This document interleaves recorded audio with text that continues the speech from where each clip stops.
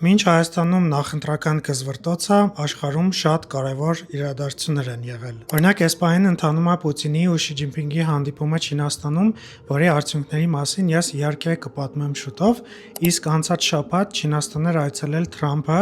իր հետ Պեկին էր տարել ամերիկյան խոշոր կորպորացիաների ղեկավարներին ու բիզնես էլիտաներին, մեծ պատմական իրադարձություն էր սա։ Ու չնայած հստակ պայմանավորվածությունների մասին չեն խոսում կողմերը, բանակցությունների ընթացքում իր ելույթի ժամանակ Շի Ջինպինգը մի շատ հետաքրքիր ու կարևոր հղում արեց։ Can China and the United States overcome the Thucydides trap and create a new paradigm of major country relations? Կարող են Չինաստանը եւ Միացյալ Նահանգները հաղթահարել Թուքիդիդեսի թակարդը եւ ստեղծել նոր մոդել խոշոր երկրների հարաբերությունների համար։ Ինչը ընդհանրապես սա նշանակում։ Թուքիդիդեսի թակարդ տերմինը հորինել է Հարվարդի համալսարանի պրոֆեսոր Գրեհեմ Էլիսոնը։ Ըստ նրա ստեղծած կոնցեպտի վերել կապրող տերությունը, օրինակ Չինաստանը, սպառնում է դուրս մղել արդեն հաստատված տերությանը, օրինակ ԱՄՆ-ին։ Թուքիդիդեսը հին հույն պատմիչ է, որը գրել է Պելոպոնեսյան